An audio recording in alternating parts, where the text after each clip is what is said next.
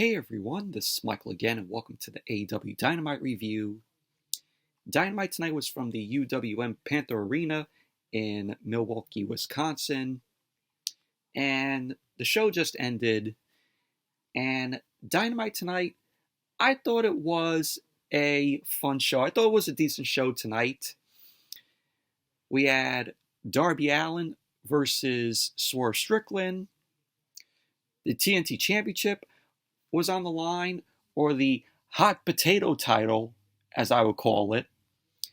Powerhouse Hobbs defend the title against Silas Young. The International Championship, the AEW International Championship was on the line. Orange Cassidy defend the title against Buddy Matthews. We had Claudio Castagnoli and Jon Moxley versus Brandon Cutler and Michael Nakazawa. We also saw Ruby Soho and Toni Storm versus Riho and Skye Blue. And in the main event, we had Chris Jericho versus Keith Lee. And we also had a surprise return tonight, which I will get to. But overall, Dynamite tonight, fun show, a decent show it was. It wasn't great or perfect by any means. Nothing, like big happened outside of the return surprise that we had. But anyways, let's jump right into the review. Dynamite opened up tonight with the first match of the night. Darby Allin versus Swerve Strickland. And this was a very good match, very entertaining, very physical match between Darby and Swerve. It was good to see Darby Allin on the show tonight after what happened last Thursday, where he was skateboarding here in New York and he got hit by a car, which I'm glad that he made a recovery after that. But the match started off with Darby just throwing some punches at Swerve, delivering some offense on Swerve. Swerve ended up avoiding a coffin drop attempt from Darby, but Darby ended up hitting Swerve with a senton dive to the outside, which was great. Swerve slided in and out of the ring to avoid Darby, but we had Swerve end up catching Darby off guard. He ended up dropping Darby down to the floor. So Swerve looked to follow that up, but Darby got back to his feet. Darby then turned things around on Swerve, and he sent Swerve into the barricade. Darby then went and grabbed the ring steps, and Aubrey Edwards was making the count, but Darby ended up breaking the 10 count, and this gave Swerve an opening to drop Darby back first onto the steps. So Swerve ended up going for the cover on Darby. Darby ended up kicking out. Swerve ended up going after Darby's belt. He pulled the belt off of Darby and then started whipping Darby with the belt, on Darby's back. So we saw Sammy Guevara. He was watching from the back along with his wife, Ty Mello. So we had Darby end up taking Swerve down. Darby ended up going for the cover, and Swerve ended up kicking out. So Swerve ended up turning things around on Darby, and he ended up hitting a switch kick to Darby. So Swerve ended up going for the cover, and Darby ended up kicking out. And Darby was bleeding from his mouth. You saw like a little spit of blood come from Darby's mouth. Darby then slowly crawled to the ropes to help himself up. Swerve intercepts, and Darby ended up biting Swerve's head. And then Swerve responded with a kick to Darby, and then Swerve delivered a double foot stomp to Darby on the ring apron. As Dynamite went to commercial, of course, It went to picture-in-picture. And then as Dynamite came back from the commercial, Swerve was in control of the match. He had pinned a flatliner to Darby. Swerve then climbed the ropes. Darby then intercepts, and he ends up setting Swerve up in the Tree of Woe. So Darby ended up taking Swerve's boot off, and Darby ended up biting Swerve's foot, which was crazy. So Aubrey Edwards had to intercede here from Darby biting at Swerve's foot. Darby then backed off, and then he locked in a leg lock on Swerve.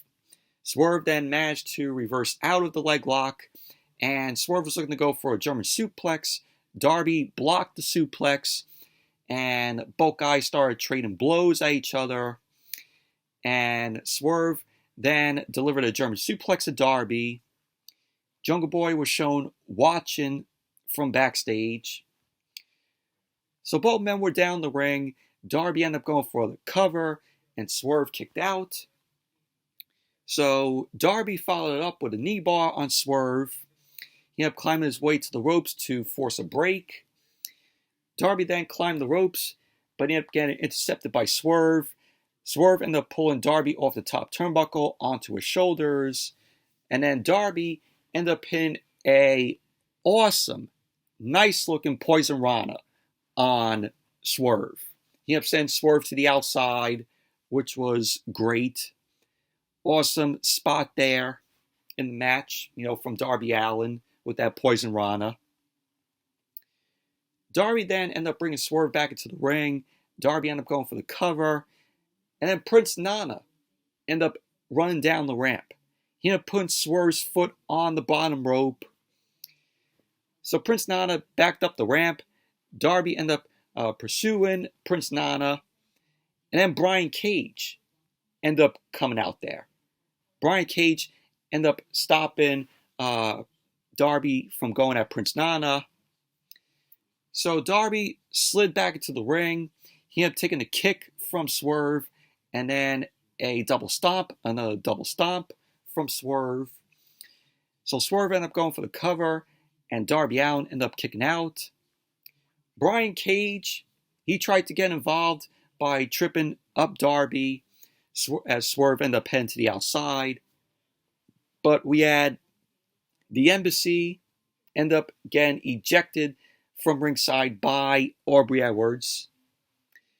So Swerve was looking for a chair shot to Darby, but Darby ended up delivering the Last Supper to Swerve. So Darby ended up going for the cover, and there you go. Darby Allin ended up winning the match. He has beaten Swerve Strickland twice now. So post-match, Darby Allin's music ended up barely playing. It got interrupted by MJF. So the AEW World Champion ended up making his way down the ramp, and then Dynamite went to commercial. But overall, this was a good match between Darby Allin and Swerve Strickland. Very physical match, entertaining. That Poison Rana that Darby Allin did to Swerve by sending Swerve out to the floor was great. No coffin drop done in the match here by Darby. But very entertaining match it was. And as Dynamite came back from commercial, we had MJF, the AEW World Champion. He was out there, and he had a mic in hand. He interrupted the crowd to give Darby credit where it's due. So the crowd ended up showing their appreciation to Darby. MJF ended up saying that it was especially inspiring since Darby's daddy, Sting, wasn't out at ringside. So MJF then went on. He talked about the match that him and Darby had at Full Gear in 2021. And he ended up saying that Darby is one of the best that he's ever faced. So MJF ended up saying that he has 2 words that will prove that he is MJF. And then the crowd ended up doing MJF's catchphrase, to which MJF was like, "Oh, I am sick and tired of you all saying my catchphrase." So we had MJF end up saying his 2 words, headlock takeover. So MJF ended up continuing to run Darby down. He ended up saying that Darby is not on the level of the devil. Darby had a mic in hand, and he was asking if MJF is happy. Darby then reflected upon MJF's past statement of, "When I make it to national television, all my problems will go away." So then Darby ended up going into his own issues when he started in AEW, and of course the therapy that he checked himself into, and Darby ended up saying that he learned to stop worrying about himself and to help others, including his parents. He ended up telling MJF that this is just a 15-minute ride and that he refuses to get off that ride. Darby ended up saying that he's not like MJF and that he's not going to lower his morals to be somebody in this world. So Darby then ended up saying to MJF that if he has something to say, keep talking. So this got a big chant from the Milwaukee crowd, which I liked what Darby had to say here, talking about his own issues when he started in AEW, and how he said that he bought his parents a house and he helped his dad retire. I thought that was a good mention from Darby there. So then MJF then called Darby an arrogant little boy, asking if he thinks he's special. He ended up saying that he is sick and tired of Darby and Jungle Boy and Sammy Guevara caring about his morals, saying that morals kill careers. MJF ended up saying that he thinks Darby is a gutless coward because Darby doesn't have what it takes to make sacrifices to get ahead. So MJF ended up saying that he doesn't care about any of that because he is at the top. MJF ended up saying that he is willing to do whatever it takes to stay ahead and leave a legacy as being the greatest of all time. He then went on to say that Darby can keep his morals because his legacy will be that of being Sting's bitch. So then that brought out Sting. Sting ended up returning, and he made his way down to the ring, and the crowd ended up, popping loudly for Sting. Sting ended up getting on the mic, and he ended up saying that he doesn't get the daddy daycare comments from before. He ended up saying that he sees himself as more of a cheerleader. So Sting pulled out a pom-pom, and he was smacking MJF with the pom-pom. Sting then went on to say that he has a fever, and the only cure is more pom-poms. So he took out more pom-poms, started smacking MJF with them. Very silly this was. So Sting then addressed the idea of being a support system for Darby, like Cody was a support system for MJF. So Sting ended up mentioning Cody Rhodes here. And then he mentioned Ric Flair. He ended up saying, like Ric Flair, was a support for the early Surfer Sting. So he ended up mentioning Ric Flair. And I read a report that Ric Flair has heat in WWE because of the Hall of Fame, because he mentioned Sting, at the Hall of Fame. So Ric Flair has all this heat on saying that. I mean, Sting is in the WWE Hall of Fame. I don't know why WWE didn't like Ric Flair mentioning Sting at the Hall of Fame when Sting is in the WWE Hall of Fame. Makes no sense. Oh, is it because he left WWE and he's in AEW now? Maybe. Sting is still in the WWE Hall of Fame. So Sting then ended up going into his other past lives. He ended up admitting that he has no hunger for the AEW World Championship, and that showtime is nearly over for him. But it's just starting for Darby Allin. So Sting is sure that Darby Allin will be AEW World Champion. Darby then ended up saying this plastic world has not taken him, and that he will leave it as a very different man, but most notably, the AEW World Champion. MJF then spitted on Darby, and then MJF retreated out of the ring, and pretty much that was basically that. And Darby and Sting were in the ring as the crowd ended up cheering for them, and pretty much that was basically that. But overall, this was a great segment. This was a good promo from MJF and Darby Allin, and also Sting. Got to give kudos to Darby Allin for, the powerful statements. Like I said about how he said, he made his father retire and how he bought his parents a house. Really like that. Darby ended up saying all that. Shows how good of a guy he really is.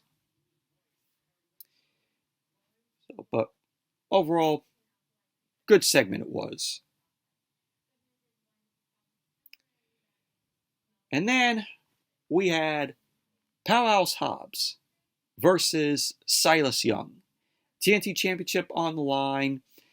The hot potato title.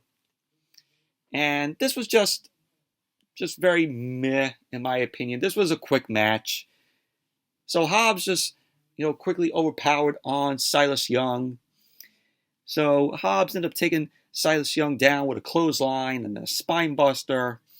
And then he went for the cover. Hobbs ended up winning, still retains the TNT Championship. Post-match, QT Marshall and Powerhouse Hobbs end up grabbing Silas Young, and he was looking to do more damage on Silas Young. And then we saw Wardlow. Wardlow was seen in the parking lot, and we saw Hobbs' car, which was nice looking. So Hobbs' car was parked out there. Wardlow took out his anger on Hobbs' car, and he ended up destroying the windshield of the car. And Wardlow grabbed a forklift. He got on the forklift, and he ended up driving the forklift and damaging the side window of the car. So then Wardlow, with the forklift, he flipped the car over, and Hobbs was just pissed. It kept back to Hobbs, and he was pissed, and he was still taking his anger out on Silas Young. So we had Wardlow end up coming into the arena. Hobbs is ready to take Silas down with a powerbomb on the outside to a table. So Wardlow ended up coming out. Hobbs and Wardlow end up going at it. Officials end up coming down to break things up between Hobbs and Wardlow. But Wardlow end up dropping Aaron Solo to the stage. And then Wardlow end up powerbombing Solo through the table. And pretty much that was basically that. But we're still having this feud between Wardlow and Hobbs. And, with the TNT Championship, I just don't care. I really don't. The TNT Championship is unimportant. It's a hot potato title. It's almost like the 24/7 title. There you go. That's AEW's 24/7 title, the TNT Championship. A very unimportant title. And Tony Khan wants us to get invested with the TNT Championship when it's in this position? Nobody's going to care. So unimportant, the TNT Championship. And we're supposed to care for Wardlow won another shot for the title against Hobbs. I don't care. And then we had Buddy Matthews versus Orange Cassidy. AEW International Championship on the line. Orange Cassidy defending the title. And this was a good match here. So Buddy Matthews ended up making his way out. He was accompanied by Julia Hart. No Brody King. No Malachi Black. So then Orange Cassidy ended up making his way out. The international champion. So we had Orange Cassidy. His hand was wrapped because of what Buddy Matthews had done to Orange Cassidy's hand to weaken the orange punch. So the match got underway. Buddy Matthews ended up staring down Orange Cassidy. Orange Cassidy ended up putting his hands in his pockets, but Buddy Matthews didn't like that. So Buddy Matthews was overwhelmed by some offense by Cassidy, and he ended up sending Buddy Matthews out of the ring with a dive. So Orange Cassidy went up to the top. He got caught by Buddy Matthews, and he ended up reversing it with a Hurricanrana and a DDT to Buddy Matthews. And then Orange Cassidy delivered the orange punch to Buddy Matthews.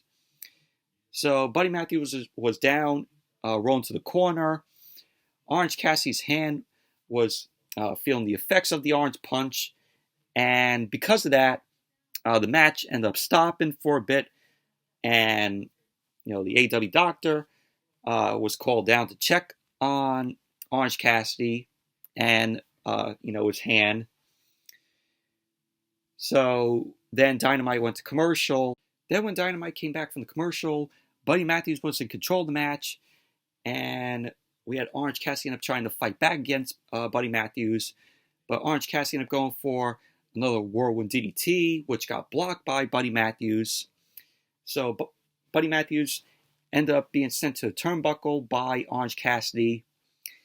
Orange Cassidy climbed up to the second rope. He ended up going for a fist drop, but he ended up taking a kick from Buddy Matthews. So Buddy Matthews then ended up delivering a knee to Orange Cassidy's face. Both Cassidy and Buddy Matthews continued to fight on the ring apron. And Orange Cassidy ended up managing to connect the beach break to Buddy Matthews onto the apron. So both men were on the outside. So the referee ended up making the count. And both men got back into the ring as the ref counted to 9. So both guys ended up slowly getting to their knees. They were trading blows at each other. So Buddy Matthews got the upper hand on Cassidy. Buddy ended up following up by standing right on Orange Cassidy's injured hand. And Buddy Matthews was causing more damage to Orange Cassidy's injured hand. So we had Buddy Matthews taunting Orange Cassidy with Cassidy's dangerous kicks that he does. So Orange Cassidy ended up raising a hand to stop Buddy Matthews, and he ended up sending his hands into his pockets, and he got a kick to the face from Buddy Matthews. Buddy Matthews was looking to follow up on the kick, but Orange Cassidy ended up taking Buddy Matthews down with a Stung Dog Millionaire. So Buddy Matthews ended up getting to the top. He ended up taking the elbow strike from Orange Cassidy.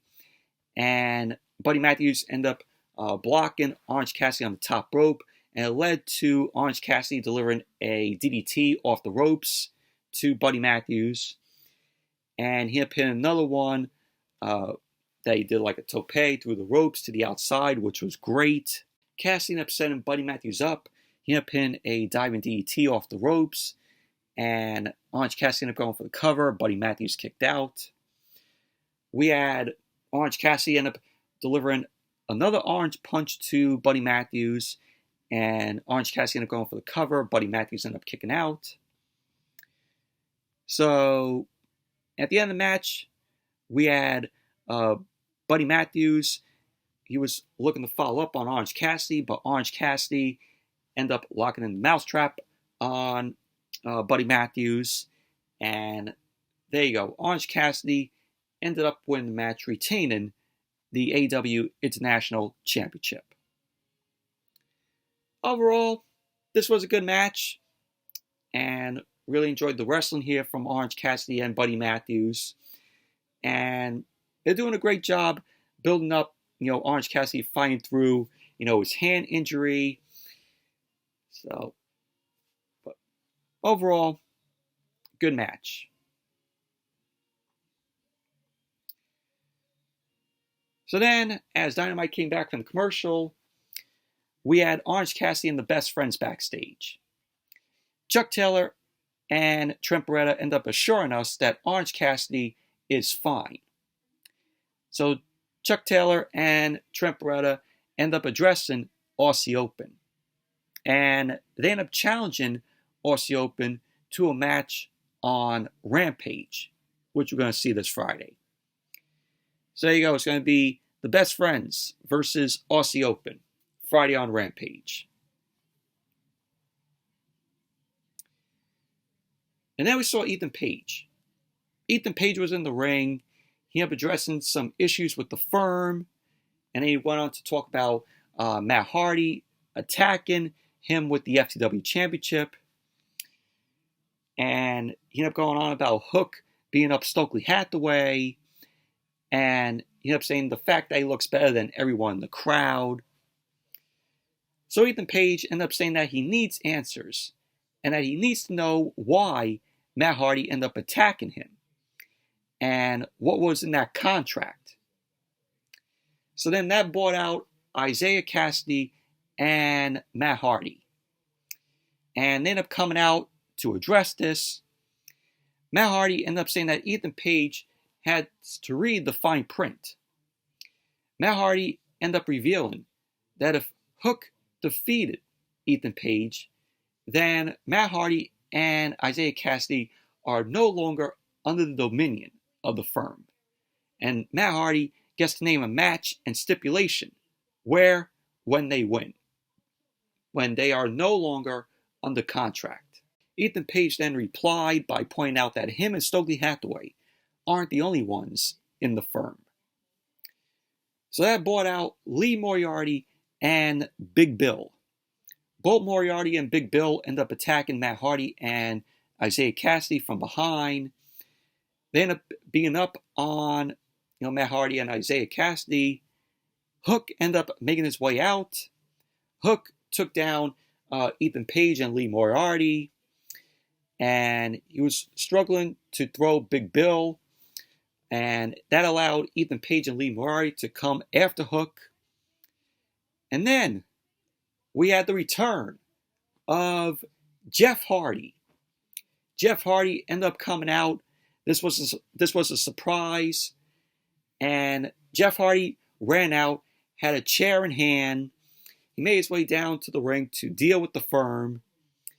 So we had Jeff Hardy end up delivering the Swanton Bomb, and Matt Hardy delivered the Twist of Fate, and that was basically that. But this was a surprise of Jeff Hardy's return.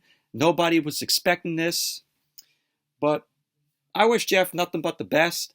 I hope he can maintain, being in good health and staying out of trouble, not getting any more DUIs, not getting arrested, hopefully, he can maintain his sobriety and do good for himself. I want Jeff Hardy to be happy, with what he does. Just stay out of trouble, Jeff. Please. Hopefully rehab worked out for you. But, there was talks about, with Jeff Hardy and Matt Hardy, they want to go after the tag team titles. And then, after they drop them, they're going to retire. They stated that they want a shot at the titles before they retire, which I hope, that happens. I hope they do get, a tag title win, and then as soon as they drop them, have a good retirement for the both of them. So, but like I said, wish Jeff Hardy nothing but the best, and hopefully, rehab worked good for him, and he stays out of trouble. Hopefully, he remains in good health.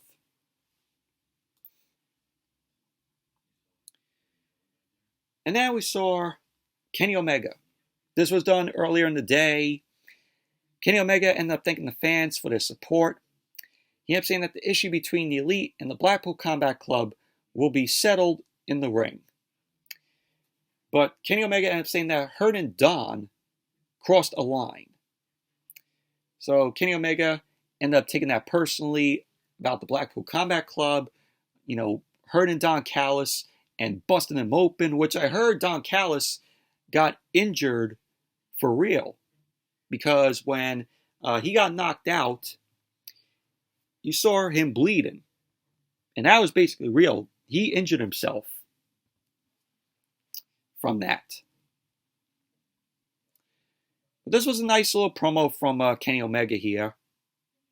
It's like we're going to be, seeing this set up for a Blackpool Combat Club versus the Elite match at some point, which is going to be great.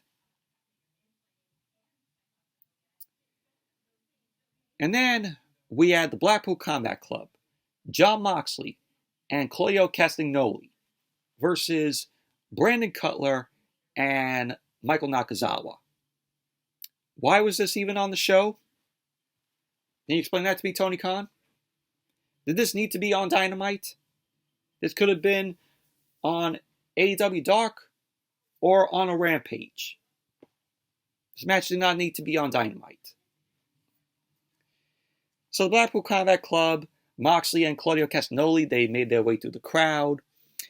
And Brandon Cutler and Michael Nakazawa made their way out. They were being intercepted by the Blackpool Combat Club. They ended up attacking, Blackpool Combat Club ended up attacking Cutler and Nakazawa. Claudio busted Nakazawa open because Claudio was banging Nakazawa's head on the ring apron. So that busted Nakazawa open. Nakazawa ended up crawling in the ring, and the match got underway. Claudio started stomping away at Nakazawa. Nakazawa tried to fight back, and he ended up going after Claudio Castagnoli with some elbows and some strikes. But Claudio ended up knocking him down. Claudio ended up sending Nakazawa with the giant swing. And he then locked in the sharpshooter. Nakazawa was really hurt bad here. Brandon Cutler ran in to attack Claudio with some punches, and he got sent out of the ring. So Claudio ended up looking to go for the neutralizer on Michael Nakazawa, but Michael Nakazawa reversed with a back body drop to Claudio. Nakazawa then made the tag to Cutler. Claudio ended up getting the tag to Moxley, and Moxley ended up busting Brandon Cutler open. Mox then hit the King Kong Lariat and the Death Rider to Cutler, and then he locked in the Bulldog Choke to Cutler, but Michael Nakazawa ended up breaking it up, which sent Claudio coming into the ring. So a brawl ensued between these guys, and it forced the ref to call for the bell, so the match ended in a no contest. So, post-match, Moxley ended up rushing to get a mic, and he got on the mic. He called out the Young Bucks, Kenny Omega, and Don Callis. So, we had Claudio and Moxley still beating down on Cutler and Nakazawa. Moxley ended up saying that the Blackpool Combat Club puts the Elite in All Elite Wrestling. And this brought out Kenny Omega. Kenny Omega stared Claudio and Moxley down from the ramp. The Young Bucks, Matt and Nick Jackson, they ended up sliding into the ring, and they made a sneak attack on Claudio and Moxley. So we had Matt Jackson and Nick Jackson end up hitting the BTE trigger on Moxley. Omega end up bringing in a toolbox, and he lifted up the top of the toolbox. And the Bucks end up stopping Omega from using the toolbox. And Omega had a flathead screwdriver. And this is revenge for what the Blackpool Combat Club did to Hangman and Page, where they stuck the screwdriver into Page. So Moxley ended up avoiding that, and he regrouped with the Blackpool Combat Club in the crowd, and pretty much that was basically that. But overall, pretty much the match was nothing. The match didn't even need to be on Dynamite tonight. But at the same time, I can't wait to see where this goes between the Blackpool Combat Club and the Elite. Should be a very good match when the time comes. Well, probably we might see blood and guts, maybe, with the Blackpool Combat Club and the Elite. I would love to see that. If they do blood and guts with the Blackpool Combat Club and the Elite. Hopefully that's the case. And we get that at Blood and Guts. And then we saw Tony Schiavone. Tony Schiavone was backstage. He was talking to the Mogul Embassy. Swerve then addressed the match that he had with Darby Allin. And he kept saying that there are still unsettled scores to take care of in AEW. So pretty much that was what Swerve had to say. And then we went to Riho and Skye Blue versus the Outcasts, Ruby Soho and Toni Storm, accompanied by Saraya. This was boring. This was a boring match, in my opinion. I don't even care about the Outcasts. They're just AEW's version of Damage Control with Bayley, Dakota Kai, and Io Sky. That's all I see in the Outcasts. Their version of Damage Control. And why are they still giving Skye Blue TV time when she keeps taking losses? Nothing but a jobber. But yeah, a lot of people are like, oh, well, she's pretty. Which, I'll admit, she's pretty, but still, why are you booking her in matches when you know how it's going to go? Which she's going to keep taking losses. Might as well just keep her in catering. Or just stick her on AEW Dark. So, the match started off with Skye Blue and Toni Storm going at it. Ruby Soho then ended up coming in. She ended up hitting a big kick. Riho ended up fighting back. Tagged in Skye Blue. And we had Riho and Skye Blue end up clearing out Ruby Soho and Toni Storm. Then, as Dynamite came back from the commercial, Riho ended up fighting to her feet. She ended up reversing a Destination Unknown from Ruby Soho into a near fall. Skye Blue tagged in. Skye Blue went after Ruby Soho as Toni Storm ended up hitting a blind tag. Toni Storm then blindsided Skye Blue as Saraya checked on Ruby Soho at ringside. Ruby ended up intercepting Skye Blue.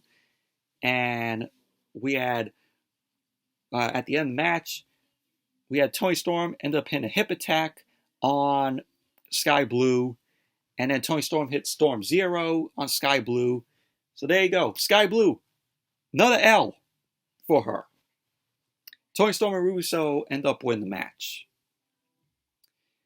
Post-match, the Outcasts, Saraya, Ruby Soho, and Toni Storm end up attacking Skye Blue and Riho. And they end up whipping out the spray paint they painted an L to Riho, so pretty much, still doing NWO shit here. So they're a combination of Damage Control and NWO with the spray paint. So we had them hitting a triple powerbomb on Riho. So Jamie Hayter ended up coming out. Jamie Hayter came into the ring, and she was attacked by the Outcasts. And then Dr. Britt Baker, DMD, came out. Britt Baker ended up going after the Outcasts. And then Saraya ended up getting involved. So Britt Baker was taking it to Saraya. Britt Baker nearly stomped at Saraya. And Russo and Toni Storm ended up sliding Saraya out of the ring, saving her. And pretty much that was that. I don't care about this whole feud. I really don't. Uninterested. But overall, boring match. Boring tag team match. I don't know who was invested in the Outcasts and this whole storyline with Britt Baker, Jamie Hayter, Riho. Who cares? Main event. Chris Jericho versus Keith Lee. And this was a good match here. Keith Lee wanted to teach Chris Jericho a lesson.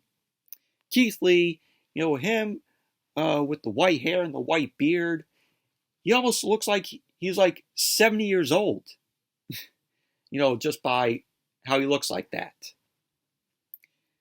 But he didn't look like that in WWE because Vince probably wanted him to color all that stuff when he was there.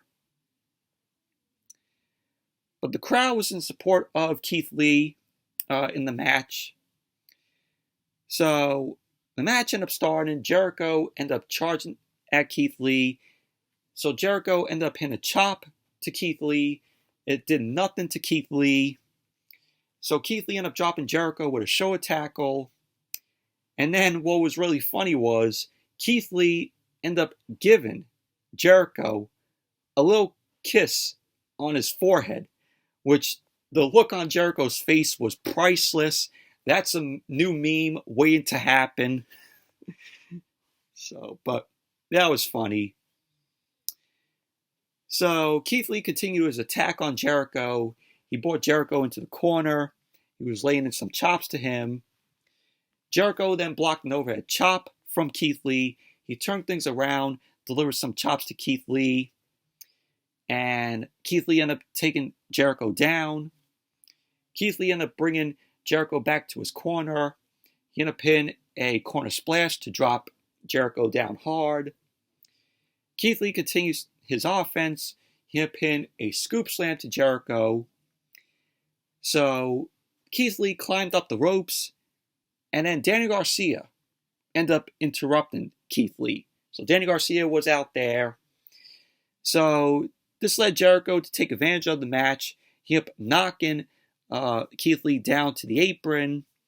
And then he ended up hitting a springboard drop kick to Keith Lee. So then as Dynamite came back from the commercial, Jericho was in control of the match. And he ended up talking smack to Keith Lee. So Keith Lee got back to his feet. Jericho ended up hitting a couple chops to Keith Lee. Keith Lee ended up stopping him. Jericho ended up blocking further offense on Keith Lee. He then hit the lion salt onto Keith Lee. So Jericho ended up going for the cover. Keith Lee kicked out. So Jericho stayed on the attack on Keith Lee. He delivered some boots and some elbow strikes. But then Keith Lee ended up taking Jericho down with a lariat.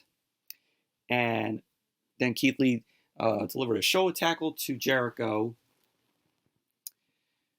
So Keith Lee was going to go for a heel throw, but it got blocked by Danny Garcia. Jericho ended up trying to blindside Keith Lee, and it led to a little bear hug on Keith Lee. So Jericho ended up fighting out of that, and Keith Lee ended up taking Jericho back down with a shoulder tackle. Keith Lee was looking to go for a powerbomb, but he ended up getting rolled up by Jericho, to which Keith Lee kicked out. Jericho fought back, and then Keith Lee ended up pouncing at Jericho. I love when Keith Lee does that pounce to his opponents. It sent Jericho into the ropes. So Keith Lee ended up bringing Jericho to the middle of the ring. Keith Lee climbed up for a moonsault, but Jericho ended up getting his knees up to Keith Lee. So Keith Lee ended up taking Jericho down once again, and Keith Lee ended up going for the cover. Jericho ended up kicking out.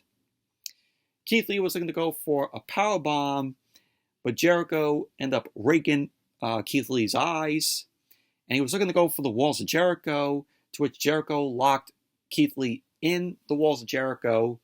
So Keith Lee was struggling. He crawled to the ropes as Daniel Garcia was shouting at him from ringside. So Keith Lee got to the ropes. Daniel Garcia ended up trying to argue that Keith Lee tapped, but Jericho ended up going back to work on Keith Lee, and we had Daniel Garcia end up trying to get involved, and Keith Lee ended up throwing Daniel Garcia into the ring the hard way. So Keith Lee ended up taking Daniel Garcia and Jericho down with a clothesline. So Keith Lee ended up going for a splash with Jericho, but Jericho ended up dodging that, and Jericho was going for a code breaker to Keith Lee, but that got blocked, and Keith Lee reversed that into a sit-out powerbomb.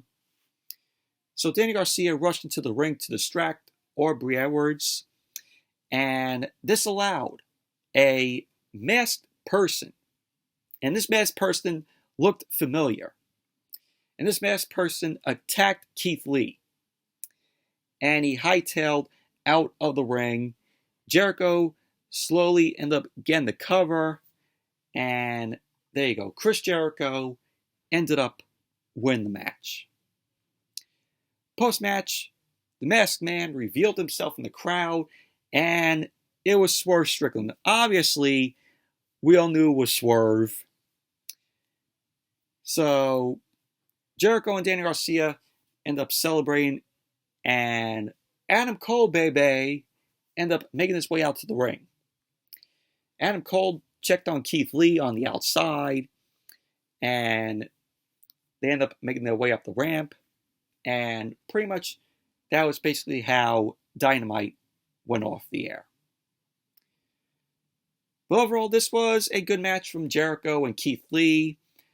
Obviously, this is going to lead to maybe seeing Swerve Strickland versus Keith Lee again. Of course, they were former tag team champions. And, you know, it's going to be good seeing Adam Cole versus Chris Jericho. We're going to get a build-up, you know, with this feud. And it's going to lead to seeing Adam Cole and Chris Jericho go at it at Double or Nothing. So, can't wait to see that match when it happens. It's going to be a very good match. You know, Adam Cole and Jericho going at it. Take my money. Take my money. But overall, Dynamite tonight, decent, fun show it was. But anyways, that's it for the Dynamite review. Thank you all for watching. Hope you all enjoyed this review. Definitely give the video a thumbs up, comment, subscribe, and be sure to check out, you know, my Monday Night Raw review. That's up. Check out my Super Mario Brothers movie review if you guys haven't seen that. And I will see you all on Friday for SmackDown and AEW Rampage. Maybe AEW Rampage, as they said on Dynamite, that it was going to start at 9:30. So SmackDown will still be on at 9:30 because, you know, they said, oh, it's going to be on, Rampage is going to be on right after the NBA game. So we'll see how that goes. So if Rampage starts at 9:30, then it's just going to be me doing a SmackDown review. So we'll see. But anyways, see you all on Friday for SmackDown. and possibly AEW Rampage.